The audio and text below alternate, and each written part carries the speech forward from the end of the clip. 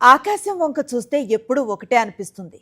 మనిషి ఎంత ఎదిగినా ఆ నీలిరంగు అనంతం ముందు తల వంచాల్సిందే అని. కానీ ఈ మధ్య కాలంలో మనిషి తల వంచడం మానేశాడు.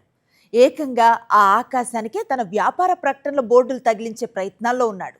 ఈ మధ్యనే మన హైదరాబాద్లో స్కైరూట్ ఏరోస్పేస్ వాళ్ళు తయారు చేసిన విక్రమ్-1 రాకెట్ గాల్లోకి లేచింది. నింగిని చీల్చుకుంటూ వెళ్ళి అనుకున్న కక్ష్యలో కూర్చుంది. వినటానికి ఎంత ముచ్చటగా ఉందో కదూ. ప్రైవేట్ రంగంలో అంతరిక్ష సాహసం విజయవంతమైంది. పేపర్లలో ఫోటోలు, టీవీల్లో చర్చలు, అంతా బాగానే ఉంది. కానీ ఇక్కడే మనలాంటి సామాన్యుడికి, కాస్త లోతుగా ఆలోచించేవాడికి కొన్ని సందేహాలు వస్తాయి.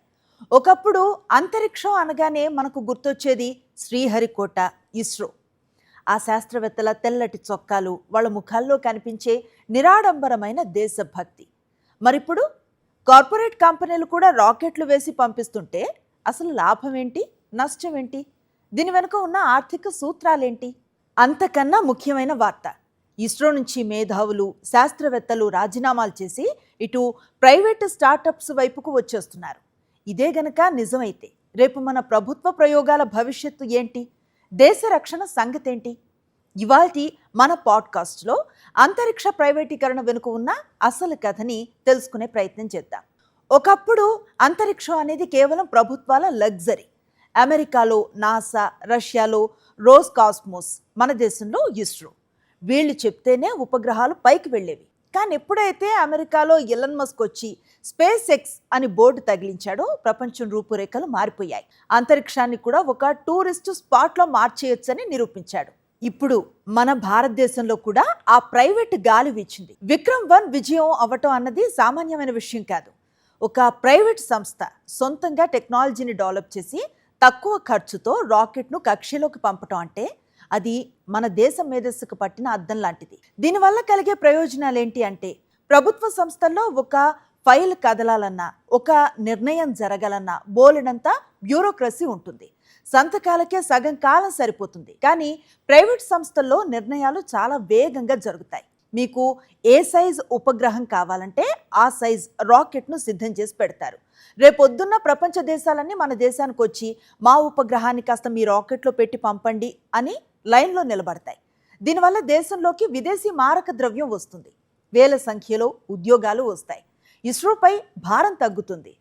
ఇస్రో అనేది ఒక పరిశోధన సంస్థ.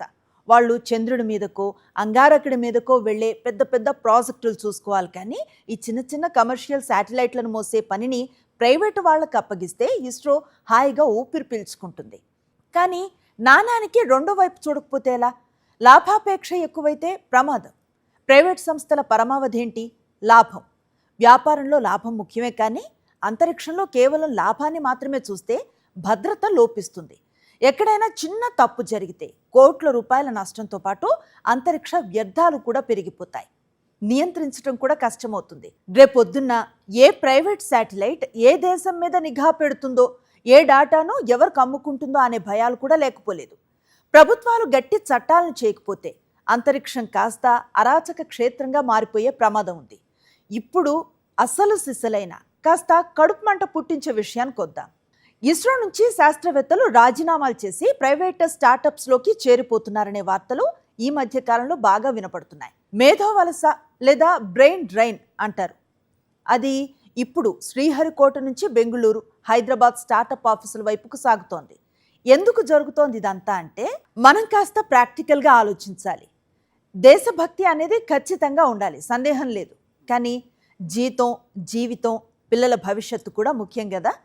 జీతాల వ్యత్యాసం, ప్రభుత్వ శాస్త్రవేత్తలకు వచ్చే జీతాలకి ప్రైవేటు కార్పొరేట్ సంస్థలు ఇచ్చే ప్యాకేజీలకి నక్కకి నక్కలోకానికి ఉన్నంత తేడా ఉంటోంది. ఐఐటీలో చదువుకున్న కుర్రాళ్ళు, ఇస్రోలో 10 ఏళ్ల అనుభవం గడించిన నిపుణులు ప్రైవేట్ సంస్థలు ఇచ్చే భారీ జీతాలకి, స్టాక్ ఆప్షన్స్కి ఆకర్షితులు కావటంలో ఆశ్చర్యం లేదు. పనిచేసే వాతావరణం కూడా ప్రయారిటీగా భావిస్తారు. ప్రభుత్వ సంస్థల్లో ఎంతైనా సీనియారిటీకి విలువ ఎక్కువ. ఒక కొత్త ఐడియా వస్తే దాన్ని పై అధికారికి ఆమోదం పొంది, అలాగే బడ్జెట్ శాంక్షన్ అయ్యేసరికి ఏళ్లు పట్టే అవకాశం ఉంది. అదే ప్రైవేట్ స్టార్టప్స్లో అయితే ఈరోజు ఐడియా వస్తే రేపు పొద్దున్నే ప్రయోగం చేసేయచ్చు. ఆ స్వేచ్ఛ యువ శాస్త్రవేత్తల్ని ఆకట్టుకుంటోంది. కానీ దీనివల్ల ఇస్రో నష్టపోతోంది. దశాబ్దాల తరబడి ప్రభుత్వం పెంచి పోషించిన మేధస్సు, అనుభవం ఒక్కసారిగా ప్రైవేట్ చేతుల్లోకి వెళ్ళిపోతే ఇస్రోలో ఒక రకమైన నైపుణ్యాల కొరత ఏర్పడుతుంది. సీనియర్ శాస్త్రవేత్తలు వెళ్ళిపోతే జూనియర్స్కి మార్గదర్శకత్వం వహించే నాథుడు కరువవుతాడు. ఇది ఆలోచించాల్సిన విషయం. మరి ప్రైవేటు వాళ్ళు ఇలా దూసుకుపోతూ ఉంటే మన ప్రభుత్వ శాటిలైట్ ప్రయోగాల పరిస్థితి ఏంటి? ఇస్రో మూతపడిపోతుందా, లేక దానికి కొత్త రెక్కలు వస్తాయా? నిజానికి ఇది ఇస్రోకి ముగింగ్ పెన్ కాదు, ఒక కొత్త ప్రారంభంగా చూడాలి. ఇస్రో ఇప్పుడు ఒక మెంటర్, గురువు పాత్రను పోషించాలి. ఇప్పటికే భారత ప్రభుత్వం ఇన్స్పేస్ అనే ఒక విభాగాన్ని తెచ్చింది.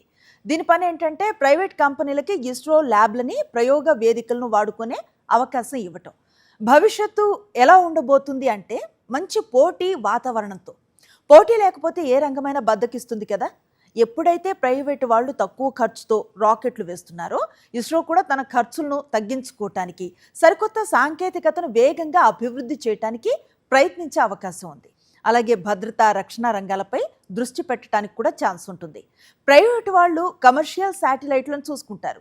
ఇస్రో మాత్రం దేశ రక్షణకు సంబంధించిన సీక్రెట్ మిలిటరీ శాటిలైట్స్, అంతర్గత సమాచార వ్యవస్థలు, అలాగే గగన్యాన్ వంటి ప్రతిష్టాత్మక ప్రాజెక్టులపై పూర్తిగా దృష్టి పెట్టొచ్చన్నమాట. బడ్జెట్ సద్వినియోగం అవుతుంది.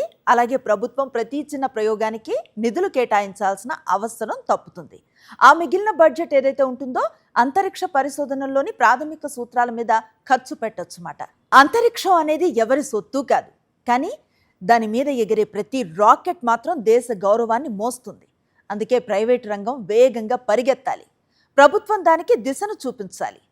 ఇస్రో అనుభవం, ప్రైవేట్ సంస్థల ఆవిష్కరణలు చేతులు కలిపితేనే భారతదేశం అంతరిక్ష రంగంలో ప్రపంచానికి దారి చూపించే దేశంగా నిలుస్తుంది.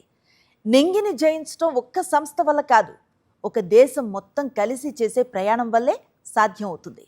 మరి ఈ అంతరిక్ష ప్రైవేటీకరణపై మీ అభిప్రాయాలేంటో కామెంట్ సెక్షన్లో చెప్పండి.